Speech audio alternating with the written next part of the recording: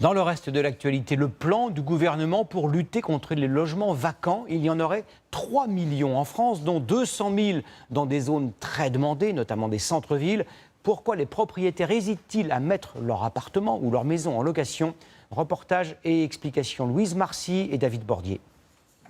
Avant de relouer son logement, Sylvie Grimont-Pré a beaucoup hésité. Car pendant près d'1 an, son ancien locataire ne lui a tout simplement pas versé de loyer. Il connaît bien la loi. Il a joué sur le fait qu'il y avait la trêve hivernale, il a joué sur la durée. Et pour finir, il m'a rendu un logement dans un piteux état.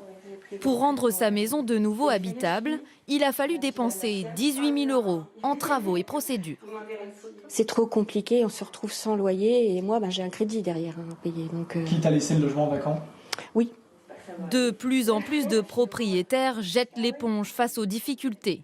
L'Île-de-France est la plus concernée, plus de 30 000 logements vacants, devant le sud-est de la France où 3 régions en comptabilisent plus de 20 000 chacune. Selon cet agent immobilier, tous ne pourraient pas être directement remis sur le marché. Tout appartement disponible n'est pas nécessairement capable d'être mis en location immédiatement. Pour certains, des travaux peuvent être nécessaires et pour ça, il faut forcément des fonds pour les financer. C'est justement l'un des points du plan du gouvernement. Une aide financière pour réhabiliter les logements vides et ainsi les remettre en location. Concernant les impayés, une assurance est proposée gratuitement aux bailleurs. Mais pour cette association, il faut aller beaucoup plus loin. Il n'est pas normal que lorsqu'un locataire ne paye plus son loyer, qu'il est dans une situation d'urgence vis-à-vis de son logement, vis-à-vis du fait de se loger, il n'y ait pas des solutions de relogement public de l'État et qu'elles ne reposent pas sur un seul. Les bailleurs, ce n'est pas des pétroliers.